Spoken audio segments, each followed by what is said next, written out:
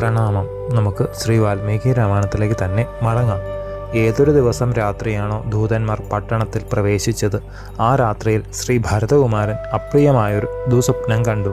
പ്രഭാതത്തിൽ അത്യധികം അഴലിൽ ആണ്ടിരിക്കുന്ന രാജാതിരാജനെ കണ്ട സുഹൃത്തുക്കൾ സന്തോഷമുദിക്കുവാൻ പലതും പറഞ്ഞു.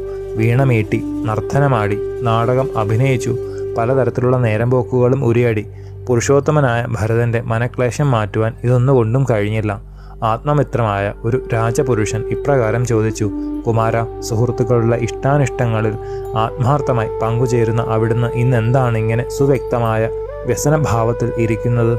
സഖാവിൻ്റെ ചോദ്യം കേട്ട ഭരതകുമാരൻ ദീർഘനിശ്വാസത്തോടെ: എൻ്റെ വ്യസനഹേതു ഞാൻ പറയാം, സശ്രദ്ധം കേൾക്കൂ. ഇന്നലെ രാത്രി അതിഭയങ്കരമായൊരു സ്വപ്നം ഞാൻ കണ്ടു. എൻ്റെ പിതാവ് പാറിപ്പറന്ന മുടിയുമായി ഒരു മാമല ശിഖരത്തിൽ നിസ്തേജസ്സനായി നിൽക്കുന്നു. താഴെ അഗാധമായ സ്ഥലത്തിൽ കലൂഷമായൊരു ചാണകക്കുണ്ട്.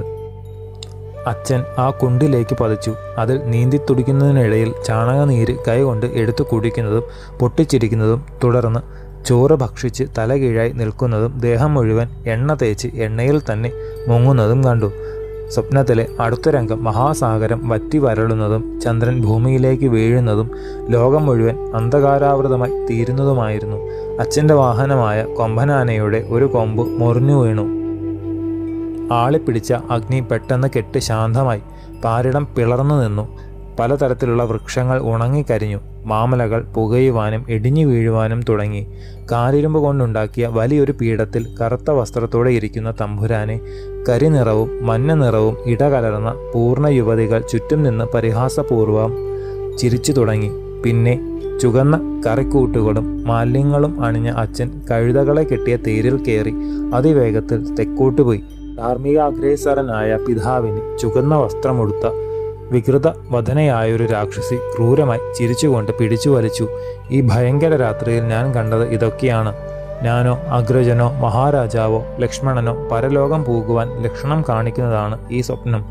കഴുതത്തേരിൽ ദക്ഷിണ ദിക്കിലേക്ക് പോയ ആളുടെ പുക പട്ടടയ്ക്ക് മുകളിൽ ഉടനെ കണ്ടേക്കാനും വഴിയുണ്ട്. പ്രിയ സുഹൃത്തുക്കളെ, ഇതെല്ലാം ഓർമ്മയിൽ വന്നപ്പോൾ ഉണ്ടായ ദുഃഖം കൊണ്ട് നിങ്ങളെ അനുമോദിച്ചില്ലെന്നു മാത്രം. എൻ്റെ ഹൃദയം നിയന്ത്രിക്കുവാൻ സാധിക്കാതെ ചഞ്ചലമാകുന്നു. തൊണ്ട വരളുന്നു. ഭയത്തിനുള്ള കാരണം യാതൊന്നും ഞാൻ കാണുന്നില്ല. അചിന്ത്യമായ ഭയം പക്ഷേ മനസ്സിനെ കീഴടക്കുന്നു. ശബ്ദം ശരിക്ക് പുറപ്പെടുന്നില്ല. എൻ്റെ തേജസ്സെല്ലാം കെട്ടതുപോലെ തോന്നുന്നു. സർവോപരി എനിക്ക് എന്നെ തന്നെ ഒരു കാരണവുമില്ലാതെ വെറുപ്പ് തോന്നുകയാണ്. ഇത്തരത്തിൽ ഉള്ള സ്വപ്നം ഞാൻ ഇതുവരെയും കണ്ടിട്ടില്ല. അച്ഛനെ സംബന്ധിക്കുന്ന ഏതോ ഒരു ഭയം വളരുന്നു. സുഹൃത്തുക്കളുടെ മധ്യത്തിലിരുന്ന് ഭരതൻ സ്വപ്നവൃത്താന്തം പറയുന്നതിനിടയിൽ ക്ഷീണിച്ച വാഹനങ്ങളോടുകൂടിയ ദൂതന്മാർ ഏറ്റവും ദുർഗമങ്ങളായ കിടങ്ങുകൾ കടന്ന് അഭിരാമമായ അരമനയിൽ എത്തി. കേകേയ മഹാരാജാവും പുത്രനും അയോധ്യാധിപ ദൂതന്മാരെ യഥോചിതം സത്കരിച്ചു. അരജവരനെ നമസ്കരിച്ചുകൊണ്ട് അവർ ഭരതനോട് പറഞ്ഞു: ഗുരുവര്യനും അമാത്യന്മാരും അവിടുത്തോട് കുശലം ചോദിക്കുന്നു. ഒട്ടും താമസിക്കാതെ പുറപ്പെടണം. അടിയന്തരമായി ചില കാര്യങ്ങളുണ്ട്. അത്യുത്തമങ്ങളായ ഈ പട്ടുവസ്ത്രങ്ങളും ആഭരണങ്ങളും കാഴ്ചയായി അർപ്പിക്കുന്നത് സദയം സ്വീകരിച്ച് അമ്മാമന് കൊടുക്കണം. ഇതിൽ 20 കോടി മഹാരാജ തിരുമനസിലേക്കും 10 കോടി അമ്മാമൻ തിരുമേനിക്കും ഉള്ളതാണ്. ദൂതന്മാർ കാഴ്ചയായി സമർപ്പിച്ചതെല്ലാം സ്വീകരിച്ച ഭരതകുമാരൻ എല്ലാവർക്കും യഥാക്രമം കൊടുത്തു. അവരെ മാനിച്ച് സമ്മാനം ഏകി ചോദിച്ചു: എൻ്റെ അച്ഛന് ദശരഥ മഹാരാജാവിന് കുശലമല്ലേ?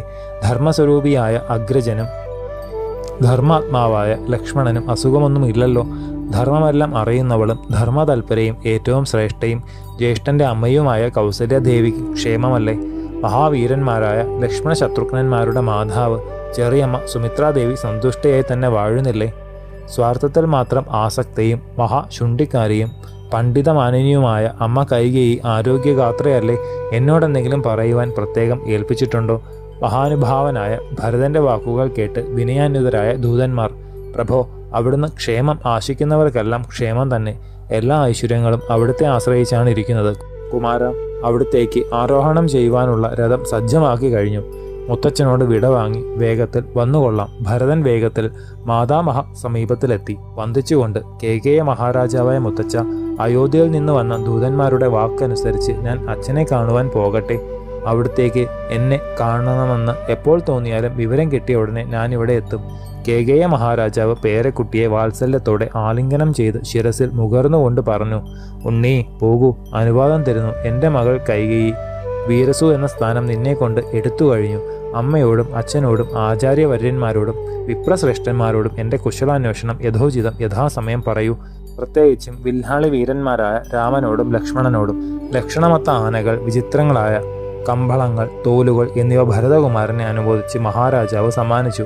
2000 പൊൻ പതക്കങ്ങൾ, 1600 ഒന്നാം തരം കുതിരകൾ എന്നിവ കാഴ്ചയായി അശ്വപതി മഹാരാജാവ് കുമാരന് കൊടുത്തു. ഏറ്റവും വിശ്വസ്തരും സർവസമ്മതരുമായ അമാത്യന്മാരെ തുണയ്ക്കയച്ചു. ഐരാവതം പോലെയുള്ള ആനകൾ, വായുവേഗത്തിലുള്ള കുതിരകൾ, അന്തപുരത്തിൽ പ്രത്യേക മേൽനോട്ടത്തിൽ പോഷിപ്പിച്ചതും പുലി പോലെ വളർന്നു നിൽക്കുന്നതുമായ നായകൾ. ഇങ്ങനെ പൗത്രനായ ഭരതകുമാരനും ശത്രുഘ്നകുമാരനും കേകേയാദീശ്വരൻ കൊടുത്തതിന് കയ്യും കണക്കും ഇല്ലായിരുന്നു. എന്നാൽ അയോധ്യ നഗരിയിലേക്ക് എത്തുവാൻ ഭരതന്റെ ഹൃദയം വെമ്പൽ കൊണ്ടു. ദുസ്വപ്ന ദർശനത്തെ പറ്റിയുള്ള വേവലാതി അനുനിമിഷം ആ ഹൃദയത്തെ വ്യാകുലമാക്കി. ദൂതന്മാർ ഒതുക്കുന്ന പരിഭ്രമം കുമാരനെ ചിന്താധീനനാക്കി. ഇതുകൊണ്ടെല്ലാം സമ്മാനങ്ങൾ വേണ്ടതുപോലെ സ്വീകരിക്കുവാനോ കൊണ്ടാടുവാനോ ആ രാജനന്ദന് സാധിച്ചതുമില്ല. തനിക്ക് വേണ്ടി നൽകിയിരിക്കുന്ന കൊട്ടാരത്തിൽ വന്ന് പുറപ്പെട്ട ഭരതകുമാരൻ ചതുരംഗപ്പടകളാൽ അനുഗമനം ചെയ്തുകൊണ്ട് രാജപാതയിലേക്ക് ഇറങ്ങി അന്തപുരത്തിൻ്റെ മുന്നിൽ എത്തിയപ്പോൾ യാതൊരു തടസ്സവുമില്ലാതെ അങ്ങോട്ട് കയറി. എല്ലാ റാണിമാരോടും യുധാജിത്ത് തുടങ്ങിയവരോടും സവിനയം വിടവാങ്ങി. ശത്രുഘ്നൻ ഒന്നിച്ച് തേരിൽ കയറി. 100-ലധികം ചക്രങ്ങളാണ് രാജകീയമായ ആ രഥത്തിനുള്ളത്. ഒട്ടകങ്ങൾ, കുതിരകൾ എന്നിവയെ കെട്ടിയിരുന്ന തേർ പതുക്കെ നീങ്ങി. ആയിരക്കണക്കിന് ആളുകൾ അർജകുമാരനെ പിന്തുടർന്നു. മാതാമഹൻ തുടങ്ങിയ വയോവൃദ്ധന്മാർ കൂടി ദശരഥനന്ദനന്മാരെ ആദരിച്ചു. സ്വതുല്യരായ അമാത്യശ്രേഷ്ഠന്മാരാൽ ആവൃതനായി പരന്തപനും വില്ലാളി വീരനുമായ ശത്രുഘ്നാൽ അനുഗതനായി ധീരധീരനായ ഭരതകുമാരൻ അമരലോകത്തിൽ നിന്ന് മഹാനായൊരു സിദ്ധൻ എന്ന പോലെ കേകയരാജ്യ അരമനയിൽ നിന്ന് പുറപ്പെട്ടു. ശേഷം ചരിതം നമുക്ക് അടുത്ത ഭാഗത്തിലൂടെ കാണാം. ഗുരുപാദങ്ങളിൽ സാഷ്ടാംഗ പ്രണാമത്തോടെ നമസ്കാരം.